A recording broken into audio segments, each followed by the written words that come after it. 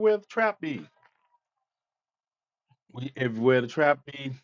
All right, I'll give y'all a chance to catch up. So I'm like, where's he at tonight? Where is he at? Well, if you had the GCPR app, you wouldn't have to look for me. I would always be on the GCPR network. I am back. The main page is up and running. So now we get the trap in order. Greetings, salutations.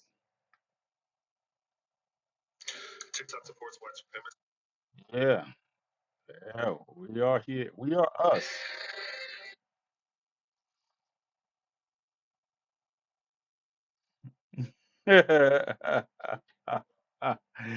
Yeah, give everybody time to catch up. We are just hanging out. I'm actually on time. I am on time. Dun dun dun dun dun dun. Ah, come on in. Come on in. I love it when good things happen to bad people.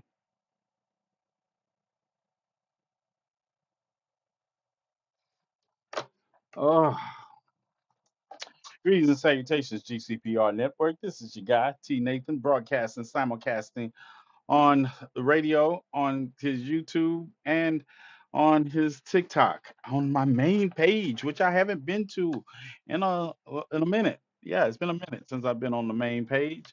We are we are back on the main page tonight, tonight. Yeah, I'm not. I'm sorry. Y'all get it. It's the only way I can do it. YouTube doesn't like it when I do copyrighted material, so I have to sing it for you all when I think I'm in the mood. Yep, we're getting ready for the show.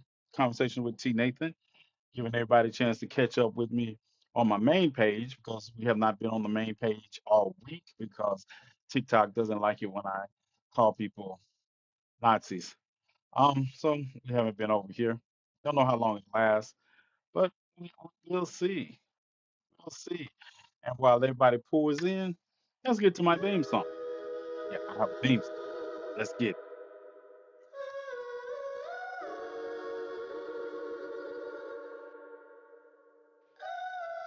America's inherent racism is blatant, woven in the fabric in its constitution. It covers like a blanket. The hate they hear, Black Lives Matter. Mad they crime statistics ain't supported by the data. 43 alphas, the table for the crime. Commit the same crime but don't get the same time. It's disproportionate. A bunch of racist officers. Trial played out in front of an all-white audience. Black kids is thugs, white kids is mental health, but the justice is blind. Why the skin color changes, they dehumanize us, brutalize us. A simple traffic stop can end you in some handcuffs. I'm here for the fight. My brother is the harbinger. Stand side by side and scream, fuck you, Your Honor. Project 2025, dismantle civil rights. Erase everything from history if it isn't white. Two versions of America. Which one you fighting in? These MAGA trash think the South is gonna rise again. White Christian nationalism is terror intensified. The government won't do nothing even though it's identified. It's green law and order, but then voted a felon in. But if felons can't vote, how did one become the president? They love the Constitution, but the truth is embarrassing. They push the Constitution aside for the white establishment.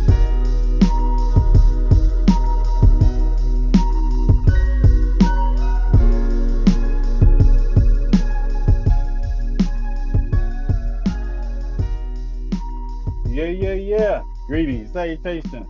What's up? I am him. I am T. Nathan. Yes. It is 10 o'clock Central Standard Time, 11 o'clock Eastern Time. You are tuned in to Conversations with T. Nathan on the GCPR network, simulcast on my YouTube channel, and on my main TikTok page tonight. Yes, we are back on the main TikTok page. My suspension is over until the next one begins. What's up, Jay? What's up, Tracy? What's up, sweet Leslie? Greetings and salutations, everyone. Yeah, we got a show for you tonight. We're going to listen to some of the debate between Zoran Mandani and Andrew Cuomo. Oh, almost forgot his name. And Sigwa in New York, they had a debate tonight, and after it's 2 hours long. We're not gonna listen to all of it. We're gonna listen to about 30, 45 minutes of it after I go over some things I want to talk about that are happening and unfolding today. But I will say, Zoran Mandani is him. The way he handled Andrew Cuomo on that stage. Listen, listen. I I don't like the Democratic Party or the Republican Party, but I can get behind Zoran Mandani. Yeah, he is him. He is him. I like what he stands for. I like what he talks about. And until I find out differently, I'm right. Once I find out differently, then we'll handle it accordingly. But I like his plans. I like the way he talks. I like all of that. So is a good thing. Um, Now, listen here, right? Listen here. I'm not turning down anything.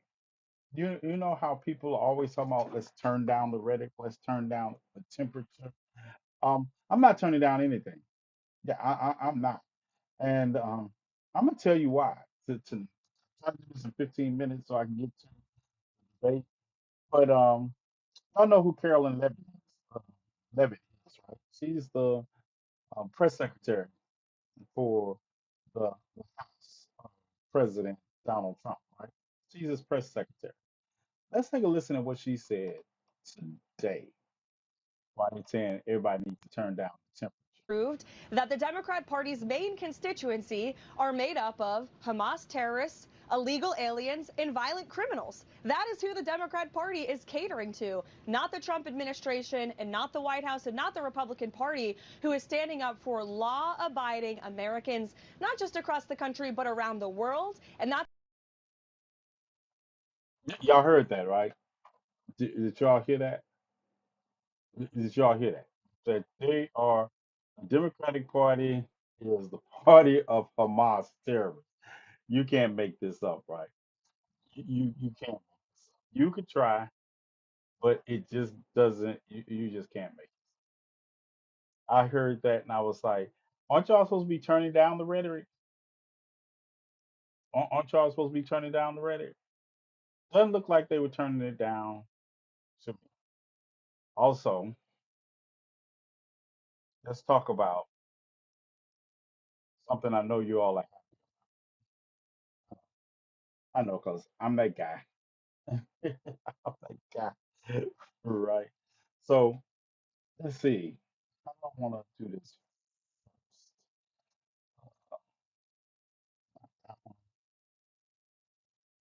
Let's look at something that unfolded in Chicago.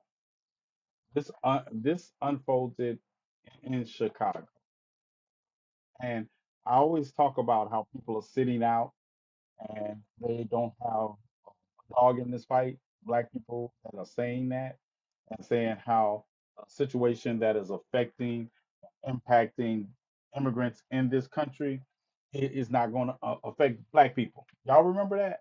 Y'all remember them saying that? Well, anybody want to explain this? Anybody want this one? Okay, excuse the way I look. Pinky and I have been having a wrestling match, and yeah, takedown. I'm up one. I'm up one. Go play. Go play. I'm up one. No matter what. But is anybody else just so happy that ICE raids are not going to affect the black community? You know, black people are not going to get caught up in ICE raids. Isn't that what I hear so many of y'all say? That it doesn't concern us. It doesn't, huh? All right. Well, here you go.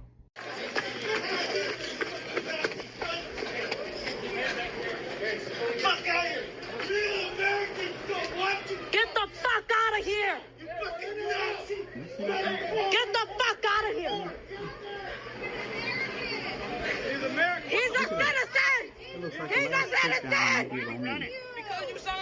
He's a citizen! He's not citizen. That's my brother-in-law. Get the fuck away from me. You don't know what's going on, so get the fuck back. Back up. Back the fuck up. Back up. That's my brother-in-law. That is 19-year-old Warren King. And this was in Chicago. And Warren King is a 19-year-old immigrant from the south side of Chicago. You can't make this up. Of someone. When he called for backup, other people come in, and that's when I start to leave. But Warren King says he didn't get far from the exit before being tackled to the ground by a federal agent and placed under arrest. The 19-year-old is now left with scars, both physical and mental. I'm telling them I'm a U.S. citizen. I'm here. I'm legal. I'm born here. So they didn't try to hear none of that though.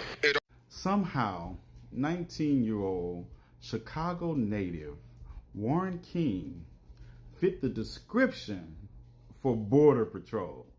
Let that sink in, especially you all who are sitting out because this doesn't adversely affect us. Yeah, you delusional weak ass bitches. How do you sit out in the face of this country's history when any adverse action against any minority group in this country's history has always disproportionately affected, wait for it, black people? Understand this and understand it well. In the fight for liberation, there are only two sides: those who side with the oppressor by their actions or inactions, and those who side with the liberators by their actions. Y'all have the day you deserve. Was that clear? Did I make that clear in that video? Because I have people come into my comment section and try to explain why they're sitting out. But was I clear that in the fight against for liberation, there are only two sides: those who side with the oppressor by their actions or inactions, and those who side with liberation by their actions? What part? What part it was non was oblique in that? And I just wonder because I have people always want to explain. If you don't like me calling you a weak ass bitch, don't do weak ass bitch shit. That's very easy. And then when I asked you who, what civil rights leader, what revolutionary did you get this philosophy from, or who are you all following? No one can tell me. Nobody can tell me.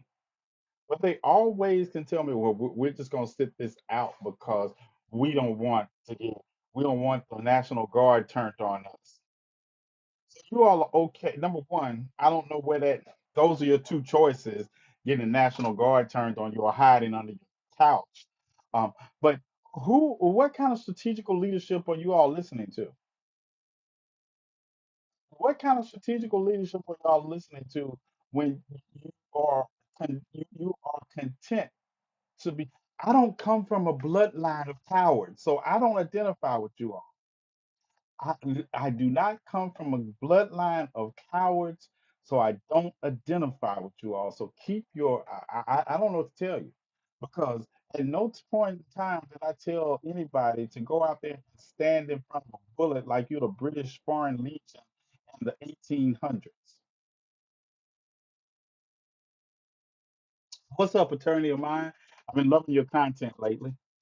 Right, you got a variety of options. My job is fighting in the courtroom, so that's what I exactly, exactly. And even you fight in a manner that is not typical for you're not a pacifist and you're fighting in the courtroom. These people think that what I'm asking them, I'm gonna be at the No Kings rally this weekend. I need somebody to be on standby in case I need bail money. I don't need everybody out there. What is this idea that you're only when did revolutionaries become so afraid of one white man? Every time you all coming into my content, my comment section, and basing every action on what Donald Trump is doing or what he's not doing. What? This fight is bigger than we've been fighting this battle before Donald Trump, and at this rate, I guess we'll be fighting it long after him. So I don't understand. Right, and that's what we need. But everybody coming my comment, oh, they just trying to bait us into the street to get. I'm 57 years old. I will be 58 on October the 29th. And if you want to make a donation to the fund, it's up there. That's all I want. Either go to my donate to the fund for helping us feed those happy homeless. We did get Jerry Bear cremated. We got that out the way. I'm good with that. We're on to the next step. But where did you all get that idealism that this is it? And where do you all get this idealism that somebody like me is going to ask somebody who's never moved off their couch in their life to go out and fight on the streets? I'm not looking at you weak ass bitches to come out here and fight in the street. You ain't never been fighting in the street. You would have been the same ones that when they were turning hoses on our children in the 60s to be sitting at home saying they shouldn't be out there. That's what you all would be saying. They would be saying, "Oh, they shouldn't be out there. Master been good to us. Master, we just gotta be patient. Master gonna see us through." Shut the fuck up. Shut the fuck up. And on a side note, congruent with that, every argument you see between a black man and a black woman does not mean that the black man is still not going to protect her. I don't know where y'all get that at. I have people coming at me and saying, "Well, I don't like the way you were arguing with me and pushing back, and I felt disrespected as a black woman." What? Where y'all get that from? Who taught y'all that? Who taught y'all that? Even though my mother was right 90% of the time, sometimes I argued with her. And then she proved me wrong, I would apologize and we would keep dishing. But I don't care if I was right. There was not a moment in my life where just because my mother and I had a disagreement that I was not going to beat somebody to sleep over my mother. Do you all? I don't understand where you all get that. I don't care. Hold on. What was I just talking about? My mother and disagreeing with black women? Oh, okay. Okay. So I don't know where you all get that from. You see somebody, it's like a man and his wife arguing sometimes or having a disagreement. Do you mean to tell me just because they're having a disagreement, you believe that you can walk up and slap that woman or even try to slap that woman and not get broke up? What is that? I don't understand. Okay, y'all want to talk about California? Because obviously me talking about what I was talking about was not important. Let's talk about California. Warship, California, November, October the 18th, No Kings rally. Um, J.D. Vance, Donald Trump saying they're gonna have some warships fire some live rounds. Oh, and okay, I want to see. You that's obviously.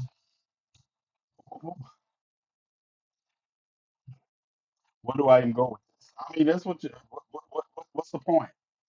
What's the point? You think that he's gonna aim at Los Angeles? You think a city president is going to fire missiles into Los Angeles on October 18th? Eh, I mean, I'm open. I'm open. Just tell me when it's okay. Uh, Yeah, just tell me when it's okay for me to get back to the real topic. But yeah, I mean, I'm just curious. Do you all really think that? Uh, but let's take it this. Let's just not say that maybe if Donald Trump was in charge of the warship, that might be a thing. But do you? I mean, I'm open to it now. I'm in this fucking discussion. So, do we think the commander of a warship is going to fire live missiles into an American city on October the 18th. See, this is one of those things when I say when you hear something, it's not always necessary to talk about it because if that happened, if we are at the point where we believe that is going to happen, then we are past the point of just having discussions anyway. We're past that point. That means that we have already taken up arms, and the United States military has been. Um, there are some things, and I understand that he says so much, and everybody is. But I feel like if you had a strategy and you listened to somebody with a strategy and took your cues from them instead of every um, every is inane news cycle, uh, we might could get some things accomplished just before they fire the missiles into downtown Los Angeles, because that's a losing fight. We lose that fight.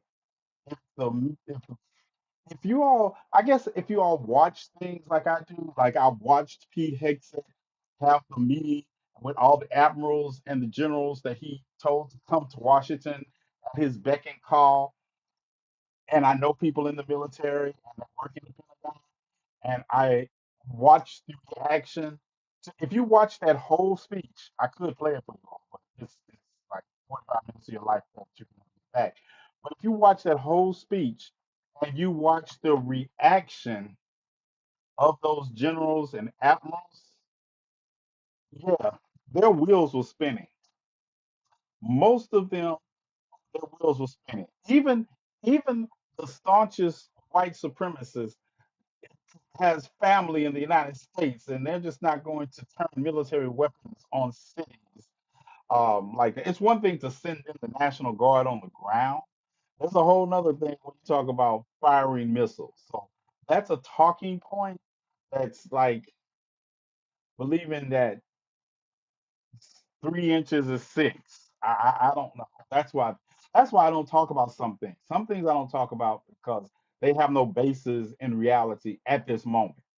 At this moment. If we get to the point where we're talking about seriously considering uh, missiles firing into the United States by the United States military, we are in. We will know what long before we get to that first missile. We will know before we get to that first missile. We will know, and it's enough. It's already like herding cats, and I don't have time. I don't have uh, time for distraction. Well, it's not a distraction. And that's not a truism. It's not a distraction, but it's something that at this point in time, it's not. It's not. Uh, there are too many things that are realities that we should have to deal with, like this. Proved that the Democrat Party's main constituency are made up of Hamas terrorists, illegal aliens, and violent criminals. That is who the Democrat Party is catering to, not the Trump administration and not the White House and not the Republican Party, who is standing up for law-abiding Americans, not just across the country, but around the world. And that's That's why I'm not turning down anything. I'm not turning down anything. And Democrats are weak if they don't respond to that in kind. Democrats are weak if they don't check text for. Olivia, I guess I need to talk to you because I guess something happened on a panel discussion. So I guess I will talk to you later because by the way it was explained to me, I'm not understanding the problem. But I'm 6'4", so I never understand the problem. But yeah, Democrats are going to let that slide like they do everything else. They're going to let it slide, and they're going to say, "Oh, we need to turn down the rhetoric. Oh, we need to turn down the temperature." Yeah. Next. I'm a white woman that has lived in a red state my entire life. And I can tell you, when I'm around white people, they test the racist water. They test it on people like you all. all the time. And they'll try to say off color things. I put my hand up. It absolutely happens. And you're fortunate that maybe you Then haven't I'm a different experienced generation. this room. Can I just say, literally this August, a white person said the N word in front of me. The vice president. What, where y'all at? Where y'all at? Where y'all at? Who detected any lies in that? I'm a white woman that has lived in a red. Who detected any lies in what Jennifer said? By the way, this is Ashley and this is Jennifer Welch. So who detected any lies in what she said? Because I'm gonna tell you something, right? Yes, and I get. Listen, you know, you find yourself in situations where you're in a predominantly white crowd. You will find yourself in situations, right? Um, and I'm gonna tell you, it is how you carry yourself. Because, but there's still a line. There's, white people think if you're in a predominantly white area with them, uh, that you are like them in a certain way. But see, I make it known from the door. I Any racist shit come out your mouth, and your teeth are coming with it. Any racist shit come out your mouth, your teeth are coming with it. And don't tell me about jail, because I'm not scared of jail. And but I've had an older white woman tell me exactly what Jennifer was talking about. She has told me exactly. My grandmother told me exactly that. She said the the amount of racism that people will try to slide under you is proportionate to the number of the size they are of the crowd. Especially like I say, when you get into these rooms or you get into these meetings about fundraisers and you think some and even people and then there are groups of people that are they call themselves liberals, right? And I'll be in crowds with them. I'll be in situations planning something and I know I was like, oh my goodness, I'm gonna have to knock one and it's always I'm gonna tell you, more often than not, it's mediocre white men. Mediocre white men, they wanna and sometimes mediocre white men, you all be making me give me pause sometimes because you all, I'll be like, you trying to ask me a roundabout dick question? And some of it's so strange, right? It's so strange. I was like, really? Is that what you're trying to ask me here? You realize you're weird. You realize you're this is it's certain implicit biases that come out because basically you're 6'4", and the first question out of their mouth is what position you play in basketball, what's your favorite position, and I'll be like, and I can play basketball. Don't get me wrong, I play basketball, but I play more of a marksman. Yeah, more of a marksman, but those are implicit biases that call out. But what Jennifer said happens all the time. It happens all and it does. So I don't know. Last night I hit on the JD Vance talking about the, the Young Republicans. Y'all remember last night we talked about the Young Republicans a little, and we talked about how they had been caught up in it's this 2,000 pages of text messages that took place between them. I usually ask people if they bowl or mini golf when I get asked what position I I'm a I'm a do that. I never thought about the mini golf. I didn't think about the mini golf. Yeah, yeah. I'm gonna have to use that because it is inevitable. It's, the stereotypes when you're black and tall are like inevitable, right? And I be like, it's like I play billiards. I play eight ball. I love I hustle eight ball before. And that's what usually when I go somewhere to shoot pool because in the South, unless you're shooting pool at home, shoot, going to a little bar or something with a pool table, and going in there, and it's predominantly white. I guess me coming in with my own pool stick, they still don't know I know how to shoot pool, so it was an easy hustle. But that's when people's stereotypes work against them. That's when their stereotypes work against them. But like I say, you all remember the Political report. Political came out and they identified 11 young Republicans, and they had said some of the most racist and vile things that could be said in this text group. And let me see. Dun, dun, dun. Yeah, I want to share this with you all. So let's get it. Let's talk about it. Let's talk about this article by Politico exposing 11 young Republicans for having basically their version of a KKK chat. Yes, over 2,000 pages of text exchanges in this private chat group between these young Republicans. Now, the young part, hold on to that for just a moment. But let's take a listen to J.D. Vance, the Vice President of the United States, and what he has to say about how we should just dismiss this kind of racism.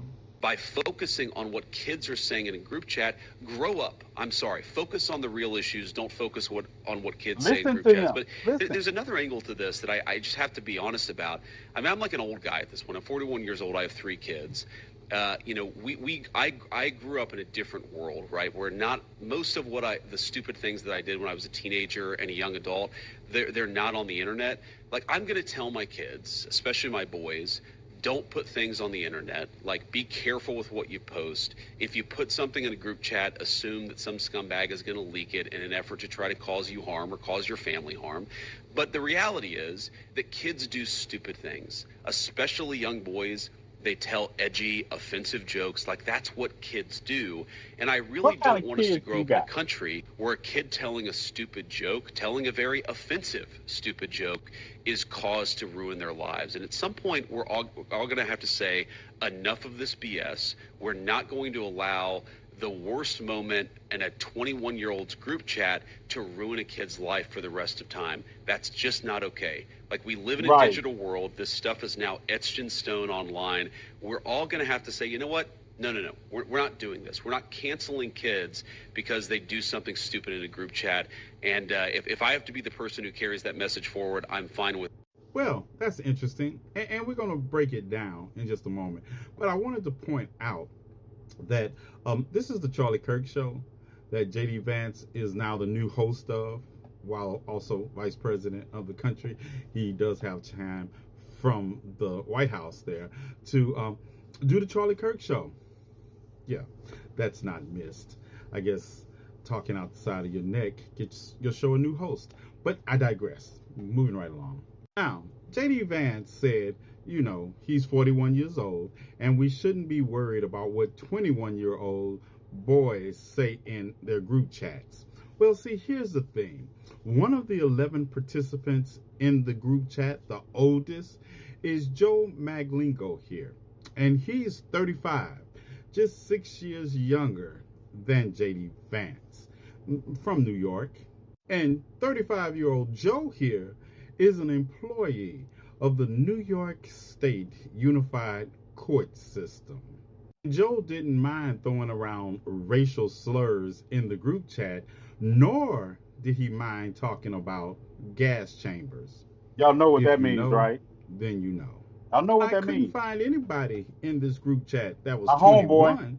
The 2 youngest members, one of them in my state of Kansas, is William Hendricks here, who is 24 years old and actually worked for the Attorney General of the state of Kansas. And the other 24-year-old in the group is Luke Mosiman from Arizona, where he made comments that even I am not going to repeat in this TikTok. And didn't J.D. Vance say Boys. young boys? Boys? Well, I guess no Boys? one told Annie here. This is 28-year-old Annie K. Katie.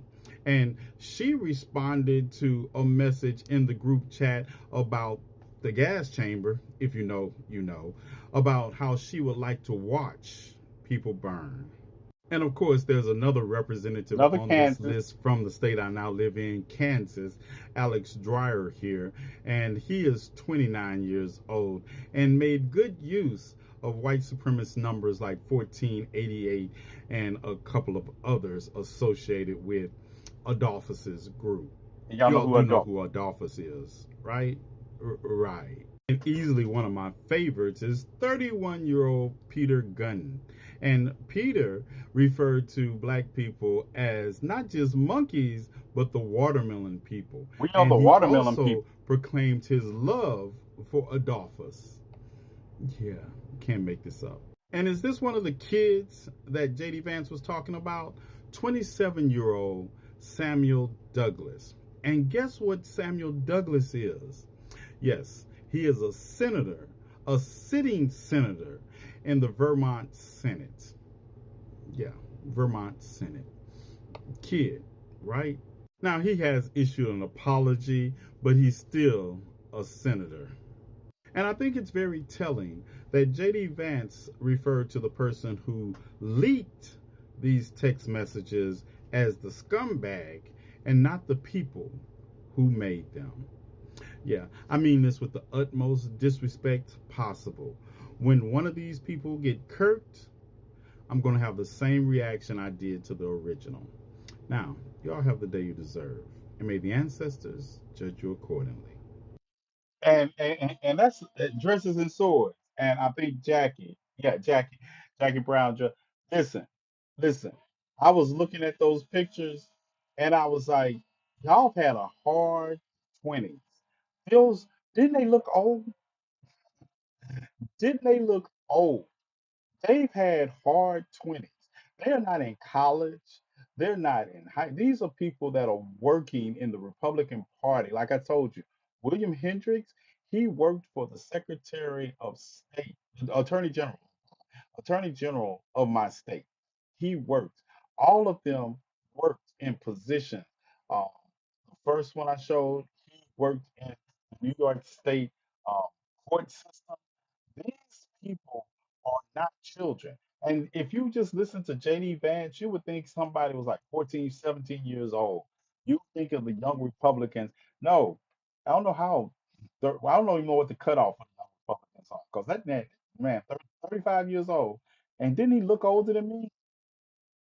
He looked older than me. Yeah. I don't know. Hey, I don't know what they got going on, right? I don't know, but it is something to be seen. And then listen to JD Vance try to cover that, and I was like, "Are you for real? Are you for real?" Yeah, but I'm gonna tell you something else. Yeah, I was listening to JD Vance talk about the things they had said in the group chats and how we to dismiss them. And sure enough, I came across Jennifer again, and Jennifer summed it up nicely. Jennifer summed it up nice. He is married to a woman of Indian descent. Yes. He has mixed race children. Yes. So, to all of the MAGA voters out there, if this man will not defend his wife and will not defend his kids, do you think he gives a crap about you or anything to do with you? Again, no lies detected. Listen, listen. Again, no lies detected. Jennifer is eating, y'all. I hate to break it to you all. Jennifer is eating.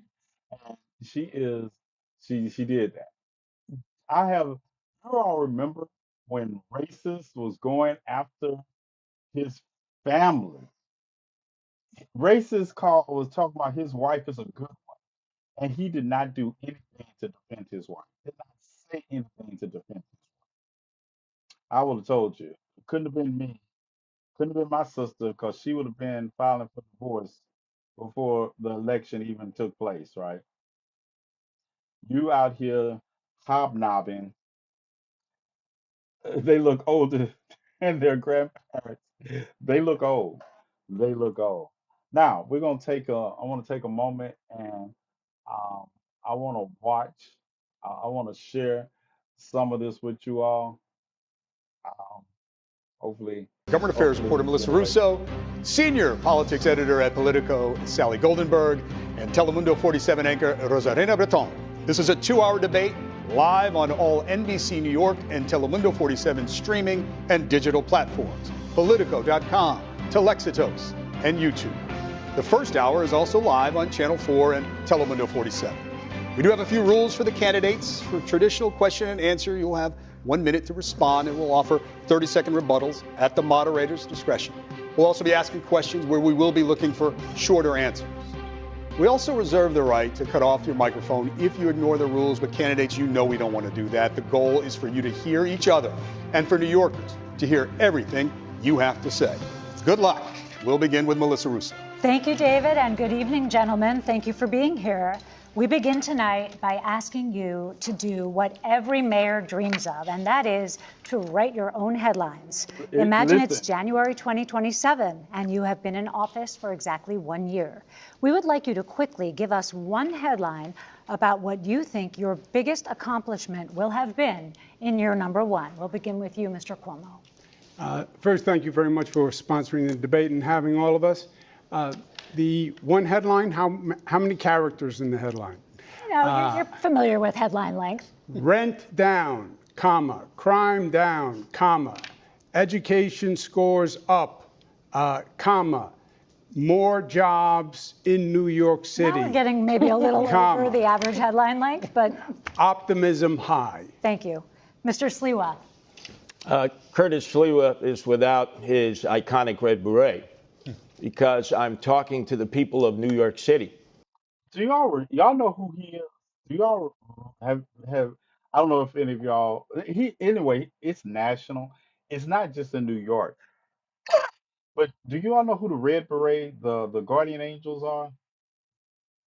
Y'all remember the Guardian Angels, especially in the 80s and 90s? This was their face. This was the face of the Guardian Angels in New York. This is also the face of the ones who have been on patrol in New York and got in trouble for trying to detain American citizens. Um, Talking about they were making a citizen's arrest of undocumented. Well, you know what they call them. I don't call them what they call them. They're undocumented immigrants. But yeah, and he's running for mayor now. But don't worry about it. Wait till you get to my guy. About the really serious issues of affordability, the cost of living, and obviously what I've spent most of my life doing, which is public safety in the streets and the subways. We would love a headline from you. What will your headline be, your big headline in year number 1 as mayor?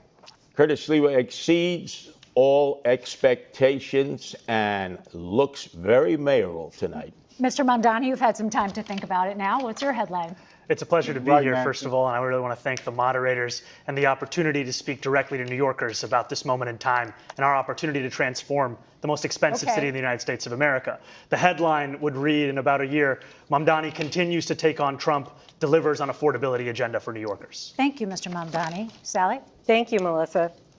We're going to talk about leadership. Voters have reservations about all three of you as chief executive of New York City, a city with roughly 300,000 employees and a budget bigger than many countries. We have questions for each of you, and Mr. Cuomo, we will begin with you.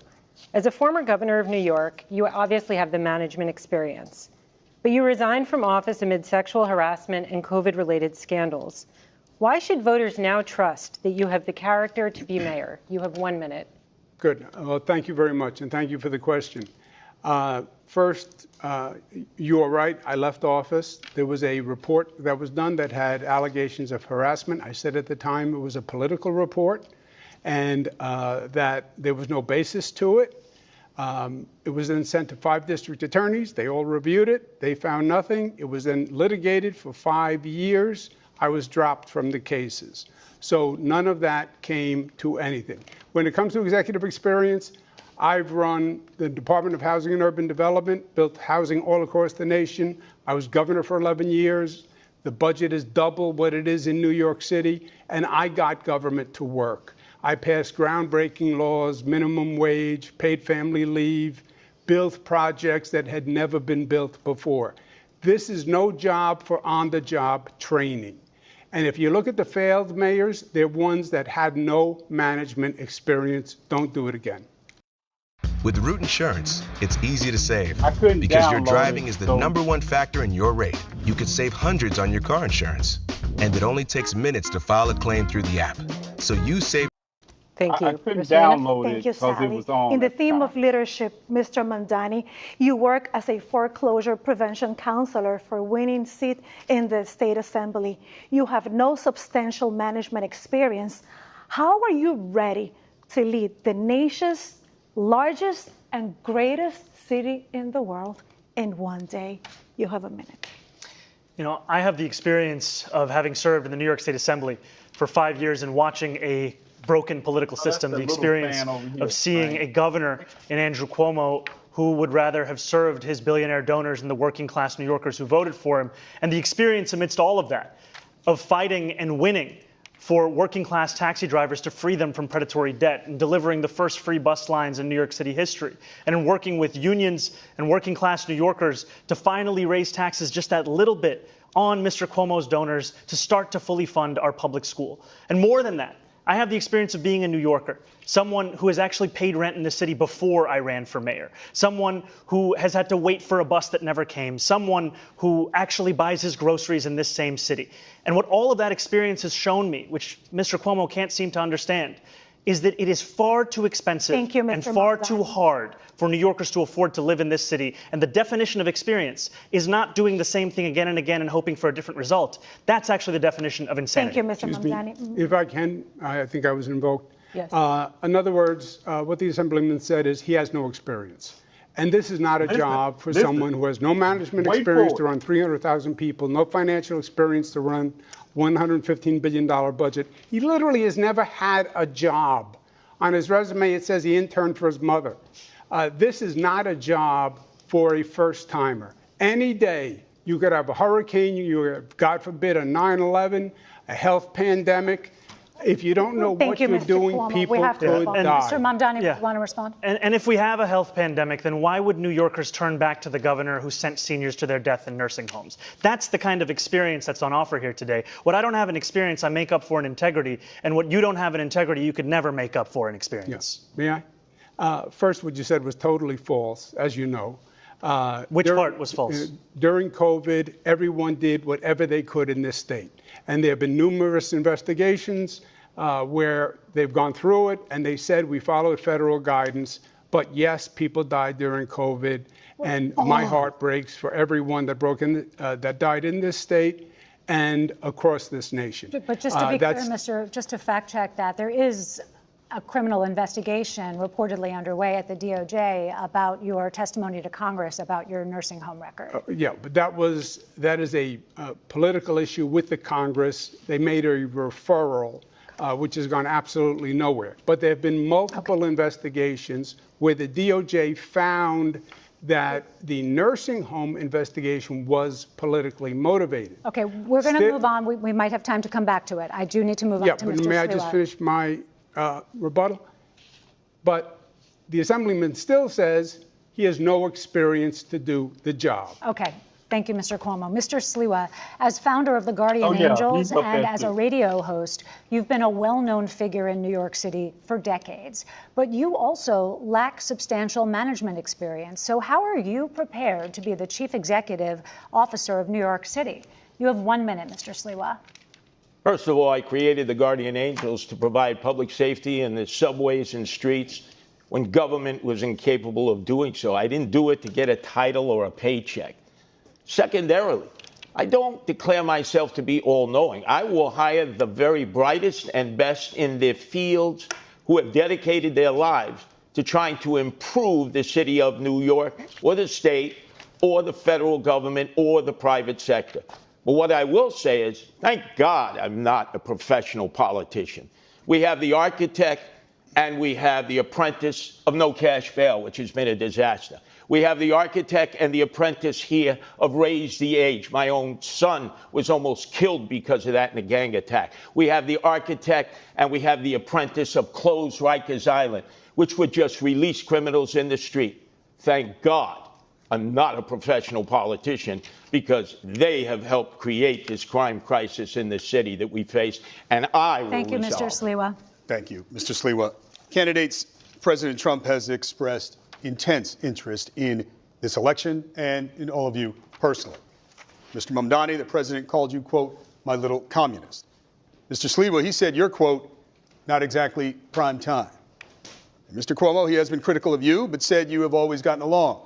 The president has threatened to cut federal funds to the city. And just yesterday, he killed the Gateway Project, the tunnel connecting New York to New Jersey. You've all promised to resist him in some way.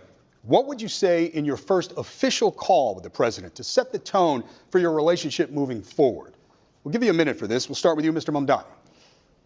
I would make it clear to the president that I am willing to not only speak to him, but to work with him if it means delivering on lowering the cost of living for New Yorkers. That's something that he ran his presidential campaign on, and yet all he's been able to deliver thus far has been prosecuting his political enemies and trying to enact the largest deportation program in American history. And what distinguishes me from Andrew Cuomo is the fact that he has gotten on the phone with that same president, not asking him how to work together to help New Yorkers, or not telling him that he would refuse to back down to protect those New Yorkers, but instead asking him how to win this race. That's something I can do myself. I don't need the president's assistance for. And what I'd tell the president is if he ever wants to come for New Yorkers in the way that he has been, he's going to have to get through me as the next mayor of this city. All right, Mr. Cuomo, we'll give you a little extra time, but I'd like you to answer this question as well, what your first conversation with the president would be like. Okay.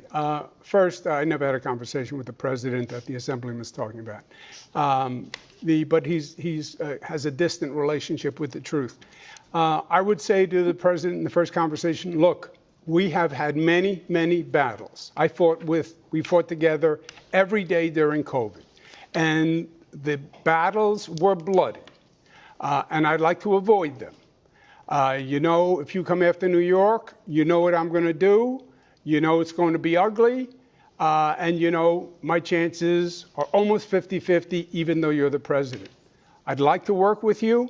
I think we can do good things together. But number one, I will fight you every step of the way if you try to hurt New York. Unless he weaponizes the justice system to go after the attorney general of this state, in which case you'll issue a statement that doesn't even name the president. And no matter what you think about Donald Trump, you know that not even being able to name him is an act of cowardice. And that's what we would see from Donald Trump's puppet on the right over here. I do want to get Ms. Sliwa, but Mr. Cuomo, I'll give you a few seconds to respond to that. Yeah, I said political weaponization of the justice system is wrong.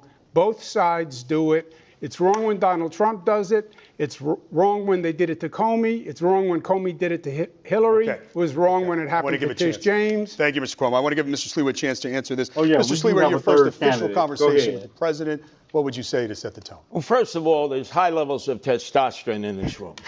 I've had a love-hate relationship with Donald Trump that goes back over 30 years. But I know one thing. We have Andrew Cuomo. We have Zoran Mamdani. They want to take on Donald Trump. Look, you can be tough, but you can't be tough if it's going to cost people desperately needed federal funds. Zoran Mamdani, the president, has already said it's going to take $7 billion out of the budget right from the start if you're elected mayor. People are going to suffer in this city, people who need those federal funds. What I would do is sit and negotiate. I would say, look, Mr. President, we need that Gateway Tunnel. It moves millions of people from Washington, D.C. to Boston. But take away the Q train project. We don't need those 3 stations going from 96th Street to 125th. It's not a necessity. Sit with the president and whoever he delegates and try to negotiate. But if you try to get tough with Trump, the only people who are going to suffer from that are the people of New York City. Okay, Mr. Sliwa, thank you. Brief response, Mr. Mamdani. Mr. Trump is already suspending infrastructure grants to this city, and he's doing it in a blatant act of political retribution. And what it requires is leadership that will stand up to him. And I disagree with Mr. Sliwa. We do need to extend the 2nd Avenue subway to 125th Street. It was a promise made to Harlemites decades ago. Okay. It's time to actually fulfill it. Thank you, Mr. Mamdani. Okay, quick question for each of you. Mr. Cuomo, you've been asked this before. He mentioned my name. Don't I get a chance to respond? Well, we got a lot of ground to cover, Mr. Sliwa. When was the last time you spoke with President Trump, Mr. Cuomo? You've been asked this before, and the last time you said you couldn't remember? I believe it was during his assassination attempt. So last year in 2024. Mr. Sliwa, when was the last time you spoke with President Trump? Oh, many years ago, we were receiving awards. I was praising him for saving the annual Veterans Day parade. Those were the conversations that I had with him. Can I please respond? I was asked about the Q train. Okay, real quick. Mr. Mamdani? I am the mayor of mass transit. We do not need a Q train. I'm in the subways every day.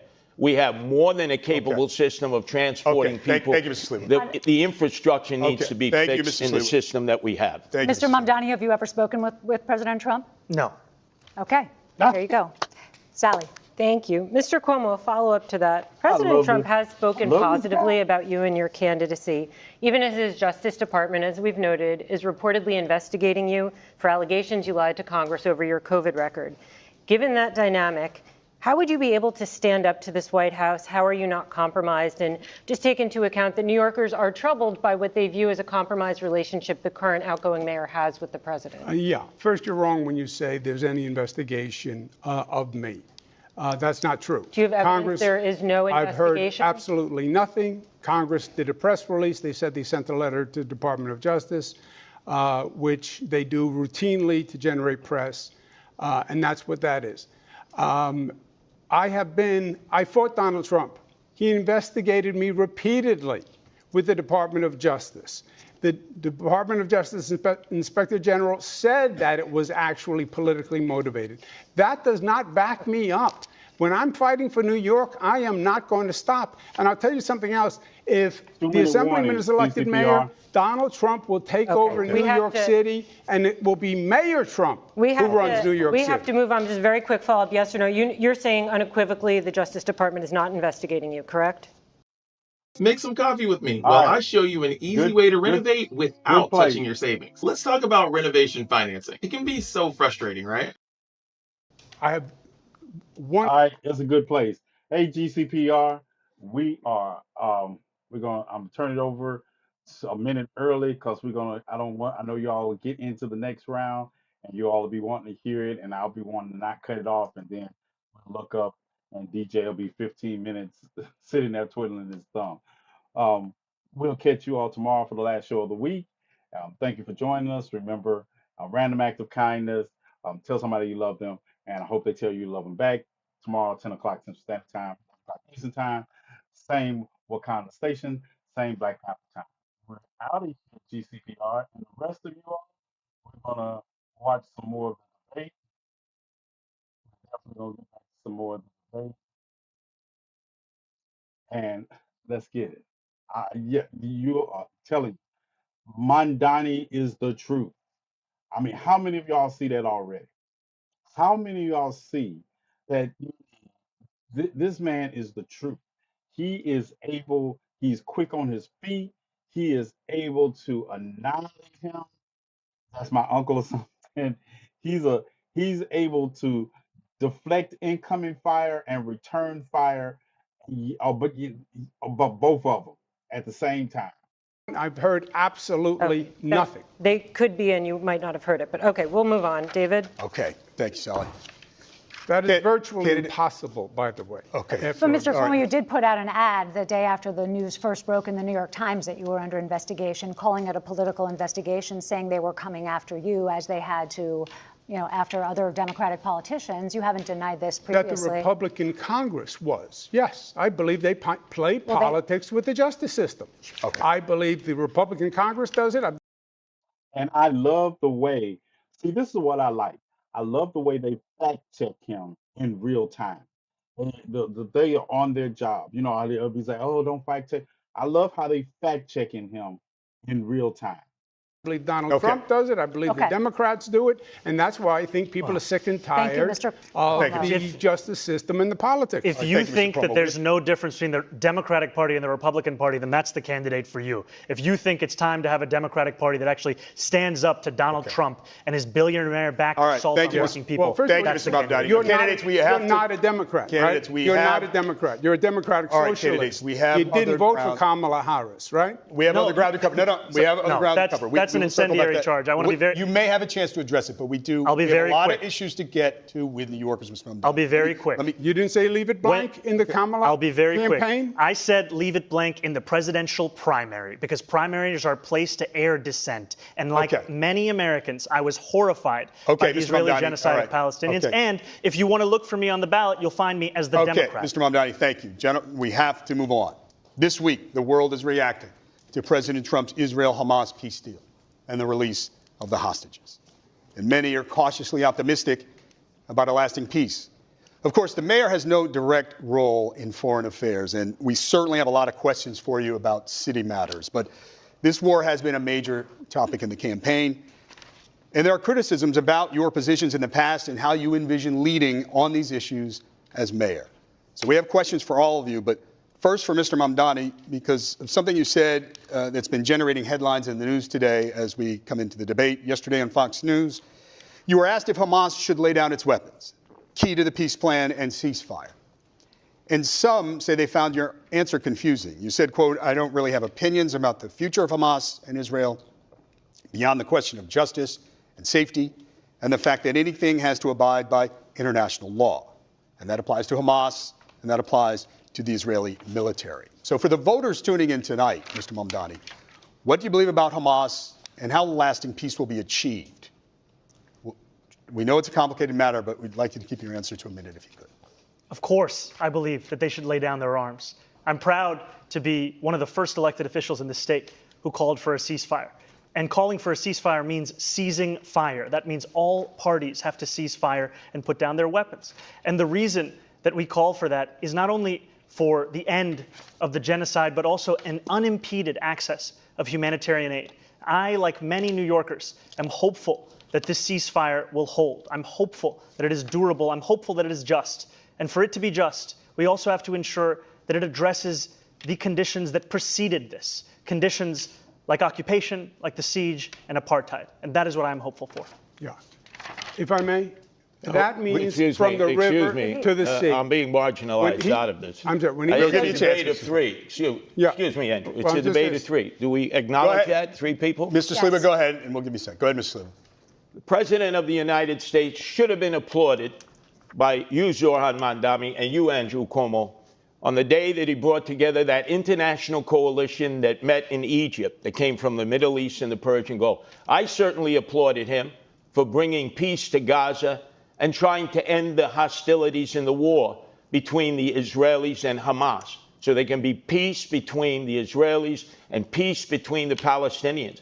But you seem, Zoran, to be incapable of praising our president. And Andrew, you were incapable of praising our president. Gentlemen, we have Give credit where credit is due. He's brought peace to Gaza. Yeah, gentlemen, we want to hear everything you have to say. We have other questions on this matter. Mr. Cuomo, please, brief response, because we do have other questions on this issue that you may be able to address. Go ahead. I did applaud President Trump and his administration. I think it was a great accomplishment. I hope the peace holds. The assemblyman will not denounce Hamas. The assemblyman will not denounce Hassan Piker, who said America deserved 9/11. The assemblyman just said in his response, well, it depends on occupation. That is code, meaning that Israel does not have a right to exist as a Jewish state, which he has never acknowledged. That is from the river to the sea. That's why he won't denounce globalize the Intifada, which means kill all Jews. Let's give Mr. Mamdani a chance to respond to that. I want to be very clear. The occupation is a reference to international law and the violation of it, which Mr. Cuomo has no regard for since he signed up to be Benjamin Netanyahu's legal defense team during the course of this genocide. And I find to be objectionable and reprehensible. And I also think that part of the reason why Democrats are in the situation that we are in, of being a permanent minority in this country, is we are looking only to speak to journalists and streamers and Americans with whom we agree of every single thing that they say. We need to take the case to every person, and I'm happy to do that, which is why I was on Fox News yesterday talking about how I wish it was more like NASCAR, so we could see all the billionaires who are sponsoring you right on your suit jacket. Melissa has another We're going to turn it to Sally, actually. Yeah, actually, this kind of flows, and then we'll go back.